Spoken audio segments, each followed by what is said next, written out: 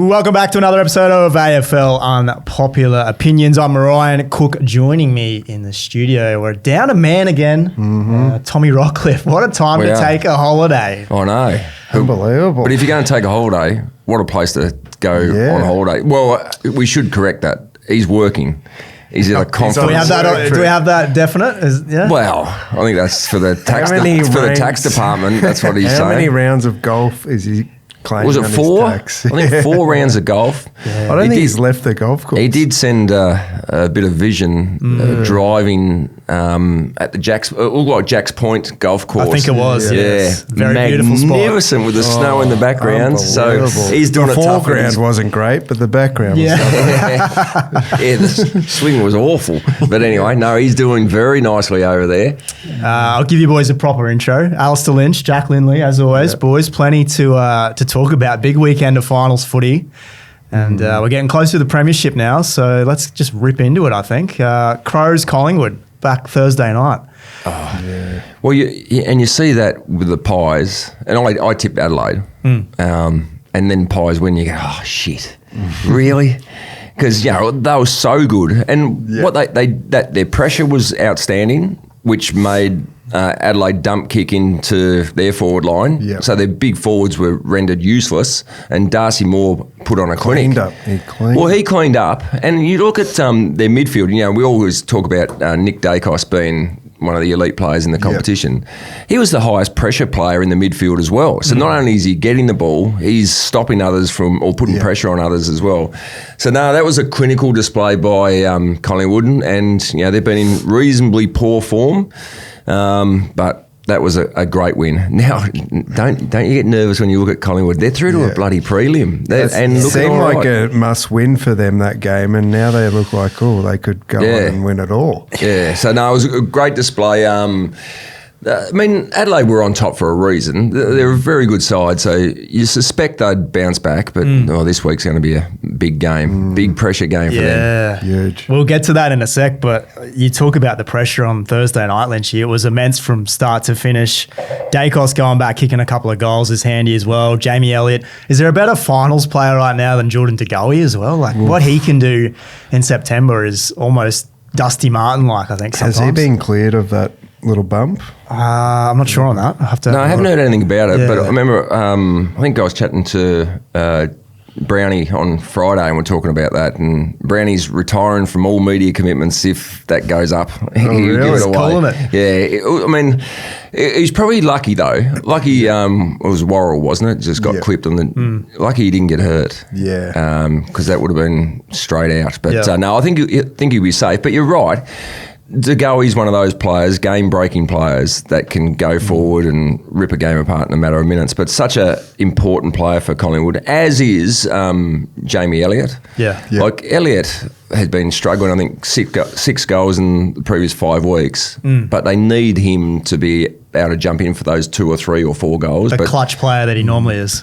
Yeah, bloody hell. So, they were very, very impressive. Yeah, they looked just so composed on the ball, with a high pressure off the ball, and the opposite can be said for the Crows, who were panicked into those forward entries. The 3 tools just didn't look like they were up for it.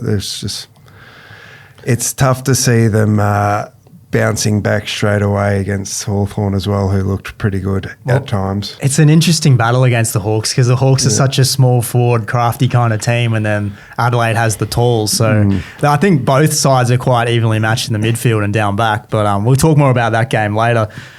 Pies supporters. Huh? What about the Pies supporters? Oh, immense. How good? They're not great when they're your opposition supporters and they're abusing you across the fence. But how good to see the busloads going to Adelaide. Travel. And where was I? I was driving home late after the game on Thursday and listening to Finey's final siren on SEN, and just all the Collingwood supporters ringing in. It was great. I had one Collingwood supporter ring in from India, but they were up and about. They were absolutely up and about. So the support they got was incredible. What about the Crows supporters? They were giving Quaynor a bit of grief. What do you think about that? All the booing. That's poor. Yeah. I'm not a booer myself, but it's part and parcel of games. If a great player like Wayne Carey runs out in the ground, he's probably going to get booed by the opposition, and that's more for he's the best player in the game. Yeah. And, there's players that cop a bit of that.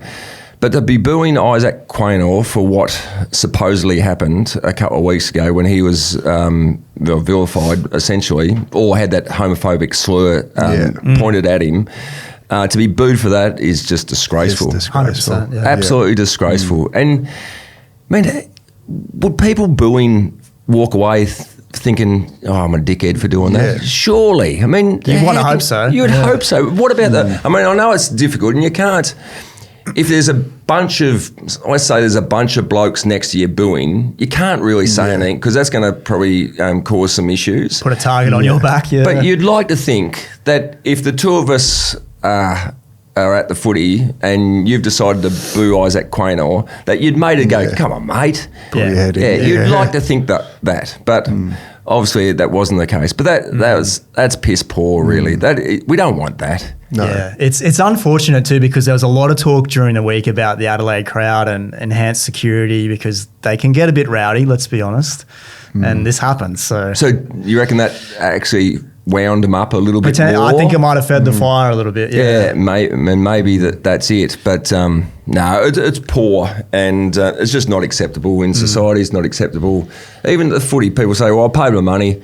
Yeah, you pay your money, you can do things and you even can say some things, but that sort of going down that path, I just don't think it's right. Yeah. I thought Quaynor was probably top 3 best players on the ground too. Like he didn't seem fazed by it in his play. So it's kind of like a galvanising thing when you've got a whole fan group just booing. Like it's something that a team can use before the game to kind of really get that team spirit, motivate them. Definitely. Come out and silence the crowd. Yeah. And the challenge to silence a crowd like that is a huge task, but it does, and probably not so much before the game because I don't think the Collingwood players would be preparing for the booing. Yeah. But during the game, I reckon it does bring you a bit closer together. Think, hang on, one of our mates is getting booed for something that's wrong. So it does bring you a bit closer together. Yeah. I don't know if I really liked Matthew Nix's post-game comments on it either. He didn't want to talk about it. He said, I don't want to dive into that. You kind of want to hear from him. You just want him to say, we hope our fans weren't booing for that reason. That's all he really needed to say. Yeah. And it wasn't said. And I thought that was a little bit disappointing as well. Let's move on though. Friday night, Cats 112, Brisbane 74. It's looking like a bit of a disaster now for the Lions on the injury front. But you look up at the Cats and the CV that Chris Scott's putting together now, dating all the way back to 2007. Premiers, runners-up, Premiers, prelim, runners-up, prelim. It's an immense list. It's incredible. What a footy club. And it's not just one person. I mean, Chris Scott's been at the head of it, but they had first-class CEOs and footy managers and recruiters and that sort of stuff.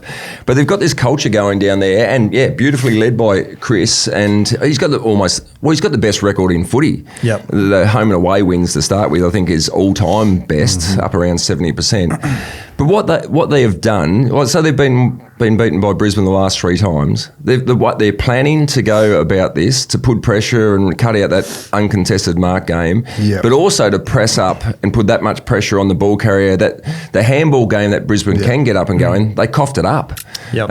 So no, they did it beautifully, and their class going the other way was and they're almost first class. Kind of baiting them in to go through the corridor and closing it down, intercepting through there and going back the other way. Yeah, well, Brisbane do that, don't they? Yeah. Like, they just want to go. And this is, you probably go back 12 months and you think Dane Zorko, he's the one that is the fire starter off halfback. So if he gets the ball, he's looking in that corridor and he's going to kick a 40-metre dart on the 45 degree and hit the target. Or, no, he's going to have a go at it. So we go back 12 months when they were down by 40-odd points to GWS in that final. And now Dane's had 2 kicked on him by his direct opponent. And I reckon he's had 2 goals kicked on him in the first half by turnovers. But in the second half, he kept going, and he just kept going. And that's what happened on the weekend as well against Geelong. he was cut off a couple of times, but he kept rolling the dice, and obviously that's a direction from the coach. Keep pulling the trigger, but to Geelong's credit, they knew where he was going, and easier said than done, but they just intercepted so much, and they blocked off the handball, and I thought their defensive game, even to the extent, two Irish boys, was it O'Connor and Mullen? Yeah.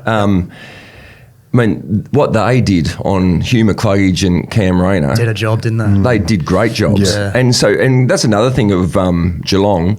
They've got all these players from different backgrounds, whether the Gaelic footy guys or the athletes like Blixarves or Dempsey on the wing, didn't come through the traditional pathways, more of basketballer. Yep.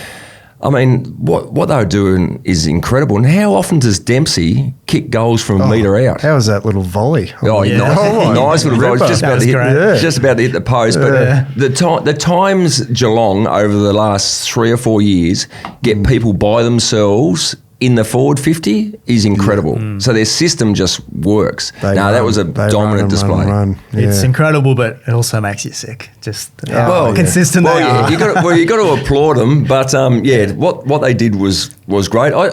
Still, we went into the game. I firmly believe Brisbane's best is the best, but mate, it's getting to breaking point with the younger players being exposed, or so many, when another injury comes on, and the reality was they weren't allowed to play near their best. Yeah. So no, good display. Talking about that injury, Lockie Neal, obviously it speaks for itself, massive out. Yep. Do you read too much into Fags' post-game comments about whether or not they can win the premiership without him? He said he hadn't really thought about it and he wasn't too sure, and it's just the first time I thought, there's a little bit of Big doubt question mark. creeping into his mind, and you know him pretty well, so I was just curious to see what you thought. Well, he's a very positive person, Fags, but you lose your arguably your best player, dual Brownlow medalist. It's probably ridiculous if he says, we no worries. Yeah, of course. But it is a concern, and just you're going into the backup players just once again. So I still think they can win it, but they'd have to be at the very best. Like Hugh McCluggage had his quietest game for the year. They I would have tagged thought. him off it. So that's where. They tagged him really well. He looked a bit sore. I mean, he's had that knee for half a dozen weeks, but he did look a bit sore. So they're going to need a number of players to step up now. And maybe it's even... Do they get Rayner into the middle maybe? Well, he might spend a bit more time in the middle, so he'll go in for bits and pieces. But maybe it's even someone like, do they go now Fletcher? Yeah. So Fletcher in, say, 2 years' time on this list build will probably go into an inside midfielder. But that might be one where let's roll the dice, go in now. Well, Levi got hooked on the weekend and he was playing on the wing. He just didn't have the legs to go. Go with Dempsey. Dempsey. That was the one. Would he play a bit more inside? Would he be an option, or is just not big enough, the body yet? Well, and maybe it's the heat of a final. Big stage. Yeah, maybe. That's too big a risk. But, that midfield battle is going to be the key again. Yeah. And that's what, you go back half a dozen weeks, the Suns, You got Lions. Anderson and Rauch. Oh, No one's going to be able to stop them anyway. Bailey Humphrey. Yeah. I mean, what he's doing and what they've found since that Lions game with the Suns, Alex Davies. I mean, he's bloody playing great footy now. But back on Brisbane, one of the interesting things will be, what do they do with Oscar McInerney? So now he's played 2 games in the reserves. So he's got through those games okay. And importantly, last week he pulled up okay. So that's one thing. They will be a bit gun-shy because the last game he played was when Fort and Oscar took on the Gold Coast Suns. And Oscar looked sore and they just got run over. So it'll be a big week at the selection table. Do we go 2 ruckman and drop one of the younger guys? Because he'd be playing limited minutes, wouldn't he? You couldn't expect him to go a full 4 quarters. Well, you've got to. Yeah. Well, we've got to really, because they're going to have to play forward, because that's where you haven't got that bailout kick player. No. Now, both Oscar and Darcy Fort aren't bad under the long ball. Yep. So you're going to go the expectation is they're going to play 3 quarters and then sub one out and get a runner into the game. But you've got to be able to get that deep. But, yeah, there will be some scars from that last time they met. That forward line is looking a bit shaky at the moment. Like they're relying on Morris to kind of have... Who's a kid, second-year player. A huge game, which, he's a kid. Yeah. Charlie Cameron, I'll put my Rockcliffe hat on right now, but... Rocky wants him dropped. Rocky wants him dropped. For the fourth time this year. I think he had 2 touches on the weekend. His body language looks off. He doesn't look up to the task. He's off. Yeah, I mean, he's had little patches where he's kicked goals, but he's had a lean 18 months, really. But I couldn't see... They're not going to drop him this week. No, you couldn't. Not with another experienced player going out. Yeah. And you're thinking, well, they're going to need... And how Brisbane have been... they've had some good players, but they've been winning on bursts. So a Rayner burst or a Bailey burst. And I think Fags is more the put the arm around coach that, come on, mate, let's give us a burst. And we've seen a couple of bursts from Cameron this year, but not many. But I think they're going to have to stick with him now. I think he just needs to get into the game somehow, whether it's just defensive actions and not worry too much about the ball. Well, if the old, and you're probably too young to remember, when he was playing at the Adelaide Crows and you didn't have the 6-6-6 rule, so he was playing forward, but he'd start half back. So he'd go up, start half back, and on the bounce he'd just run straight through. Yeah. And, if you could do that, even as a forward, get him in play to get up around half-back. Now, that probably allows the opposition to have a spare half-back themselves, but just to get him involved. Yeah, and it worked 3 years ago with Joe Danaher going into the ruck, just to get a bit of ball in hand, feel good about yourself, get a couple of easier kicks, and then go forward. And because he feels too much now that every possession he gets, he's got to kick a goal. Yeah. And it's just looks like it's just getting that bear on his back's getting heavier and heavier to carry around. So I think there'd be no chance they'd leave him out this week. That horse is bolted. Whether we see Country Roads at the Gabba on Saturday will be interesting. Well, I think they'll need to. You'll need to hear Country Road bellowed out 3 times if they're going to get over the Suns. That's a fair call. Yeah, I'd agree with that. Yeah. Let's go back to Saturday afternoon, and this was an absolute sweat for me as a Hawthorn supporter. How were you early after the first 10 minutes? Yeah. Oh, I was getting messages from people going, gee, this is good. You must be happy with this. And I was quick to send back, I'm not getting carried away, because I've seen Hawthorn blow leads like this. And sure enough, Jesse Hogan turns the game on its head. Well, that was probably at half time you're getting those messages. First 10 minutes, GWS had 10 inside 50s to 1. And you go, oh, no. They're sound asleep, Hawthorn. And then it was incredible way you come back. Even in that first 10 minutes, the Hawthorn backline, which is a pretty much an all traded backline, were superb. Like Barras just coming in to spoil or intercept mark. So you have a look at, and you talk about clubs building a list. We'll get on to Essendon later. Do we have to? Won't spend much They're time. on holiday. Won't spend much time on them. We just don't know who's coming back from holiday to put on your jumper. That's the issue. But you have a look at that Hawthorn backline that performed so well on the weekend. Now, Hardwick's a drafted player. He did a superb job. Absolutely superb job on Toby Green. But the others, so you got Battle, All-Australian from St Kilda. You got Barras, former All-Australian, I would have thought, from West Coast. You got Impey, who ex-Port Adelaide, put on a clinic, had 960 metres gained and was given an enormous amount of run. Also, he was putting on pressure the other way. His chase was real good. He's such a good two-way player. Yeah, geez, he is. Carl Amon, again, Port Adelaide player that's been drafted in. Against 2 weeks ago against Brisbane, he had, 16 touches in the third quarter. He had 950 metres that week. So he adds, and the other one, Scrimshaw. So ex-Gold Coast Suns. So their backline has mostly been drafted in and been superb. They were great. And you look across the field, again, Newcomb, mid-season draft, mid-season rookie. Connor Nash from Gaelic footy and rugby.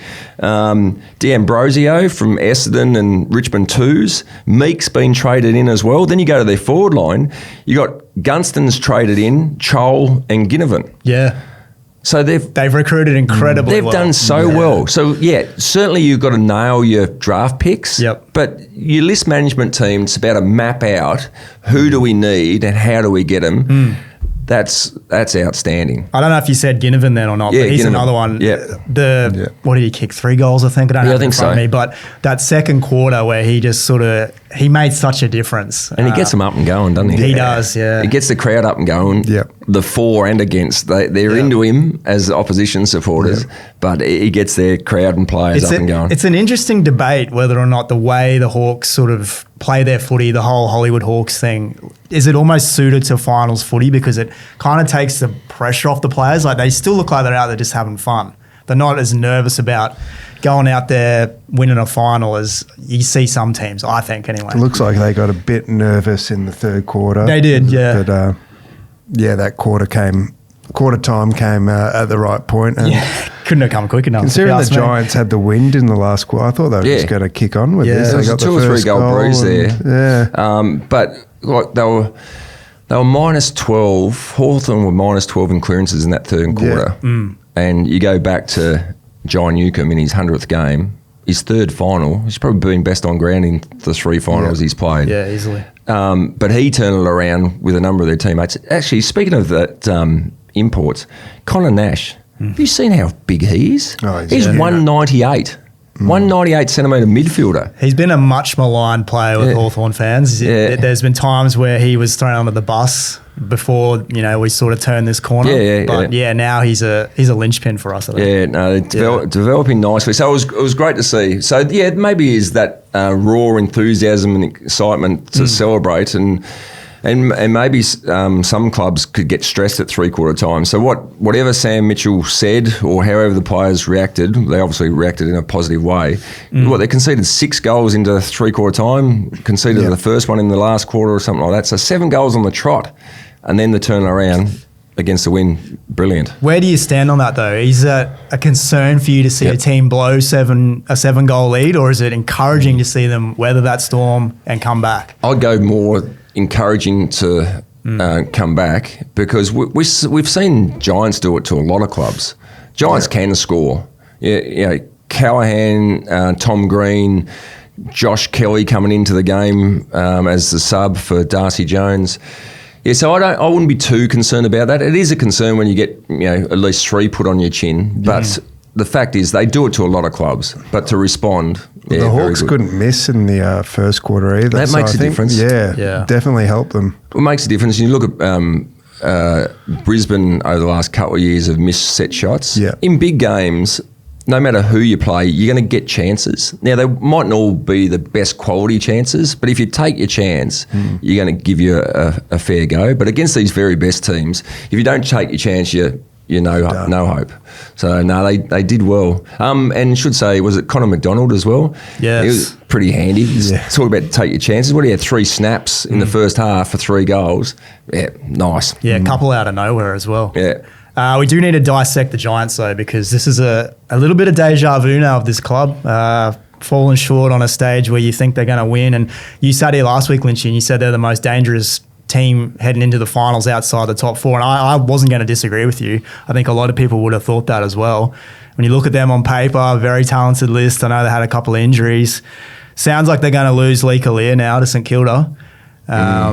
What's the future, do you think, for this club? And what do you think a loss like this also does for them psychologically? Well, there's deep scars now, has to be, because they lost their last 3 or 4 finals matches. But you think of the last 3 at least, they were up against the Sydney Swans at the SCG and got run over.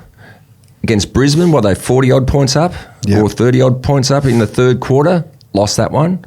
And then this one, they fought back beautifully to hit the front and then got run over again. So there will be scars, and it takes so much effort. And that's why it's so devastating. You get to post-match and your season's over. It takes so much work to get back to just give yourself one more chance at doing better. And this is what they put themselves into this position, and they fell over again. So there will be some scars, but yeah, they'd be gutted. They'd be gutted. They should have gone much deeper last year, and I think they've let some games go this year. Not just the final, but some games would have had them in a much better position. Another team that is right there with them, the Fremantle Dockers. This was game of the weekend easily. If you stayed up watching it right till the end, you'd be happy with yourself because it's probably one of the most classic games we'll see over the last, 10 years. Tough to top.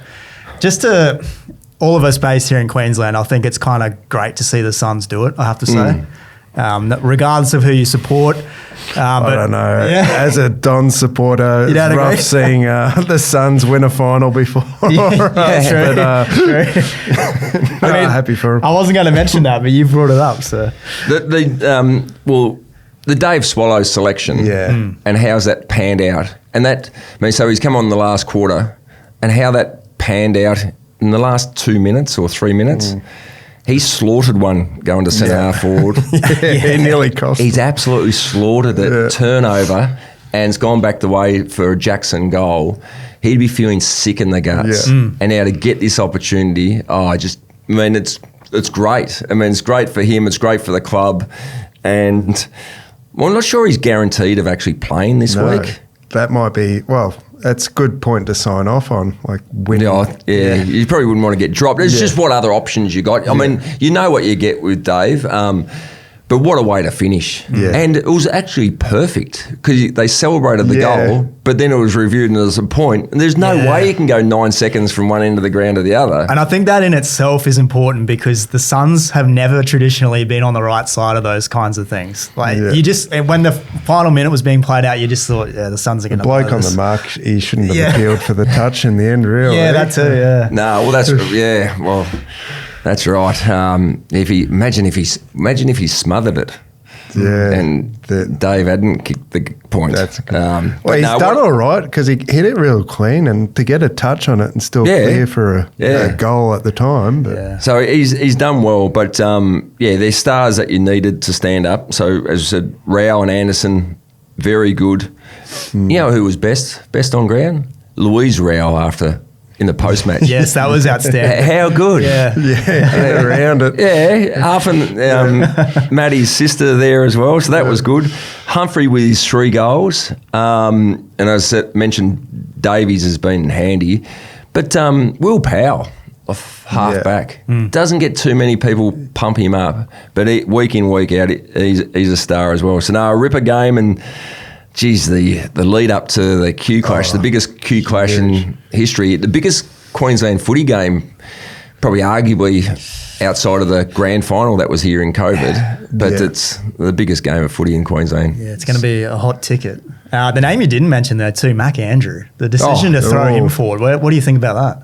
Yeah, well, we've seen that happen a little bit in the past. Now, not sure what's happened first, whether was he following his player? Well, it looked like you could see in the coach's box, Damien Hardwick was on the phone and pointing back, so that was to Mac Andrew to go back. But whether is that to match up with Tracy that had gone back first, or did Tracy follow Mac down? So not sure which way it panned out, but we've seen it happen in the past. I think there was a game earlier in the year, or was it last year? Mac kicked a goal on the siren to win, but they'd be sick in the guts with that one because Mac's taking a chest mark.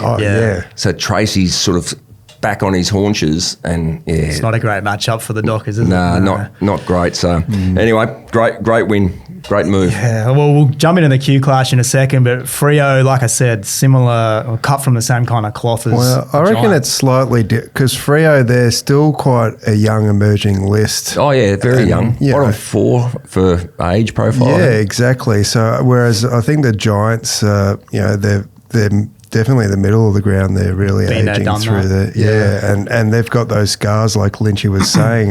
But Freo, that probably the frustrating thing. They were 26 points down in the last quarter. They should have won, and they got the speed on the game and hit the front. Probably the frustrating part for for me watching Freo is when they're slow and so structured. Yeah. But we've seen even in the last game against the Western Bulldogs was the second quarter they just got up and going, moved the ball quick, and they're so dangerous.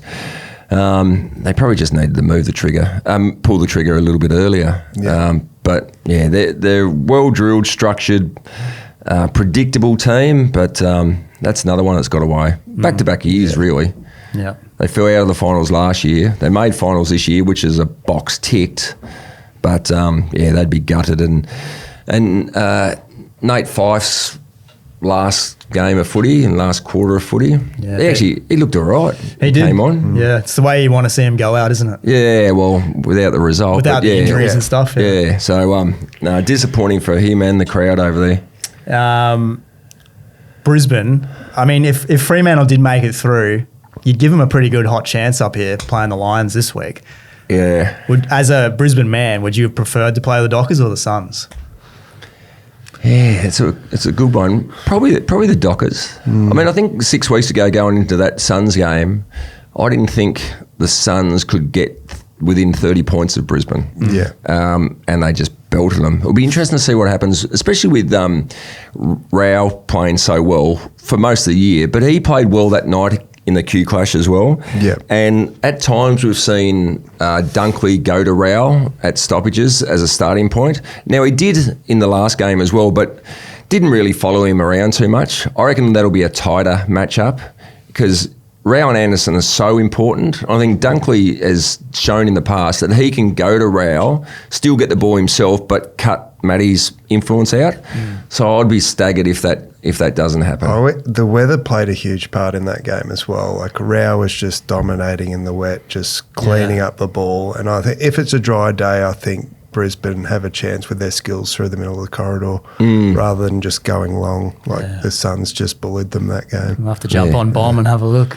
See what Yeah. the forecast is doing. Long range, but yeah, it'd be a quick game, I would have thought. But emotionally, how do you think the Suns will go after winning their first final? Yeah. Can they back that up? I reckon they can. I reckon they got that much confidence in their coach. Yeah. And I remember when Lee coached us, and none of us have really had too much finals experience, but Lee walks in the room and he says something, you go, well, you know what you're talking about because you've done it as a coach and you've done it as a player. And that's the same with Dimmer, with all these young guys, inexperienced footballers, bar, 3 of them had played finals in the lead up to the game. But he walks in and he says, this is what happens. And they go, well, you know, because you've done it so successfully with Richmond, Port Adelaide and Essendon as a player, that I think he can reset them. He'd be telling them, enjoy it. Now, let's click back in. We've got something exciting to challenge us at the end of the week. So I think he's speaking the language of the younger players too, because I think it was around 15 he brought in the Bad Boys Detroit Pistons theme. And then I saw on the weekend Mac Andrews wearing a Vanderbilt college football shirt. And I know you love your American football. Take me through that. What's that, mate? Yeah, so Vanderbilt famously upset Alabama, who's like a college football powerhouse on the road last year. You'd remember this, so leaning into that underdog role is what I'm getting at. So, yeah, clearly he's bringing some of these kind of strategies in the locker room, which I find quite interesting. It is good, and he's a theme coach. Like, he gives themes, which is good as an athlete as well, because it sort of takes your focus away from the end result. Because you think about, the Suns players think about, geez, we've got Brisbane this week, big game at the Gabba, whereas the coach has given him a theme and something else to focus on, so you're not just thinking about Brisbane, my opponent, the end result sort of thing. You're thinking about other little things along the way. So no, he's doing a great job. It's fantastic. Every team kind of skews and manipulates the story so their club is always the underdog. I feel like it's an Australian thing in general. Yeah. It's like it's us against them. It's that mentality. Yeah, a lot of clubs do. No one likes to go in and be like, oh, we're the favourites, so we should win this one. Which is a bit more of an American thing, isn't it? No, we're the top dogs. We are the hunted. No, we're hunting. Yeah. No, it's going to be a massive build-up. So do we get Tuke Miller and Dane Zorko to do the press conference pre-game together? Surely. Shake hands? Yeah, surely. Get them to toss the coin pre-game. Retro round. One of the great rivalries, that one. I love it. So you tipping Brisbane or you tipping the Suns? Oh, well, I suppose got to tip someone, don't I? Brisbane at home? Was it they've won 11 out of 12 or 10 Something out of like 12 that, or something like that? Yeah, but They're warm favourites. Brisbane are? Yeah. I know you're not allowed to talk dollars and cents, but that's interesting, isn't it? After the last game, but I think Brisbane at home.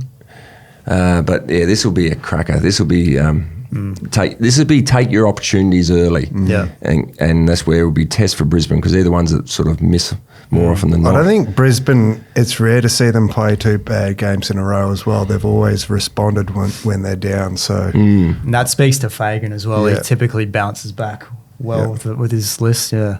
Friday night, Crows Hawks. Crows go in favourites as you'd expect on their home deck.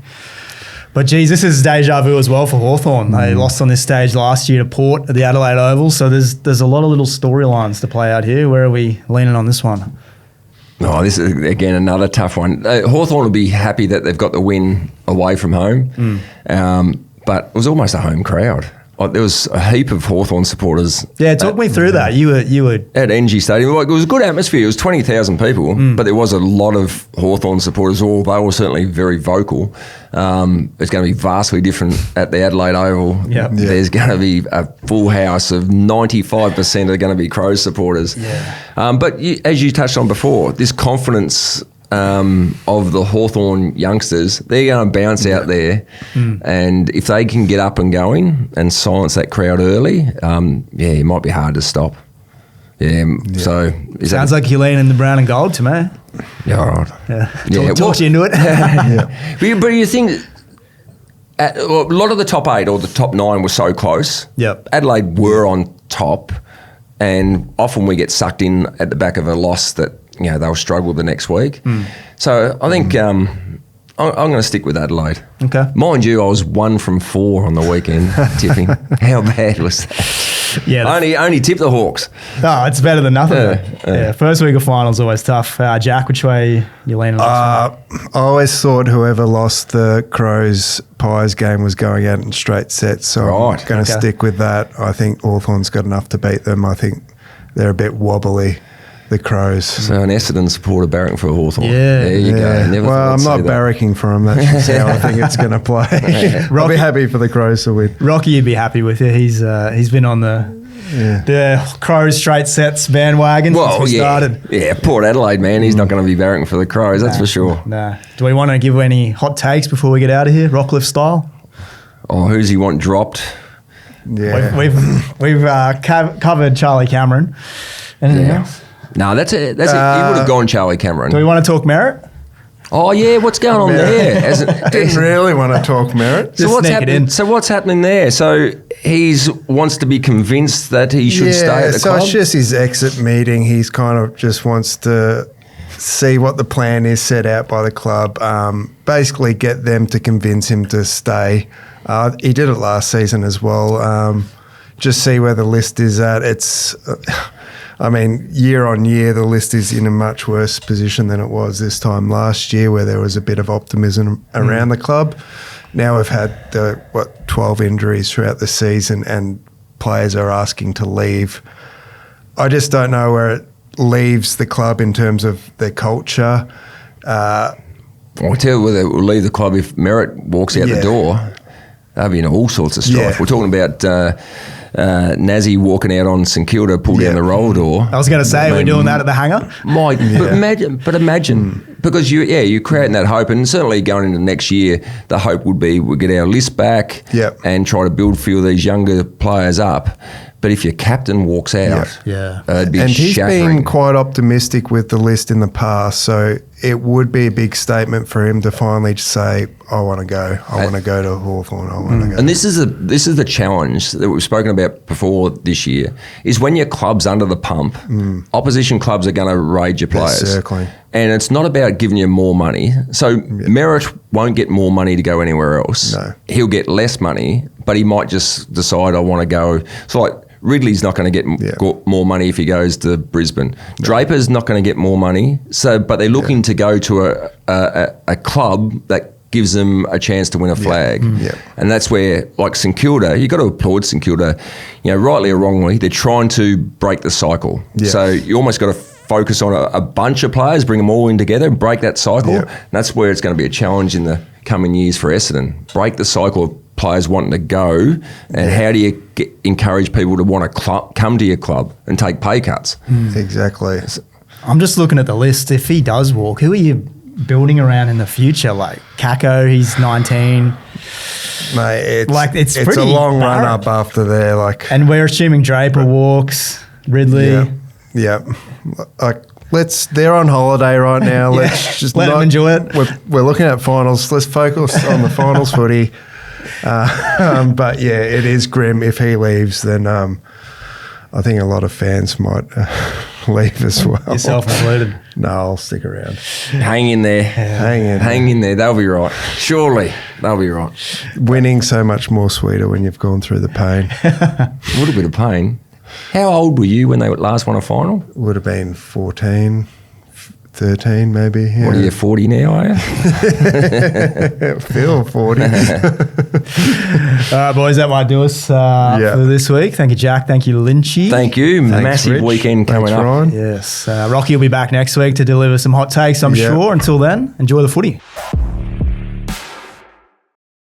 Chances are you're about to lose. For free and confidential support, call the number on the screen or visit the website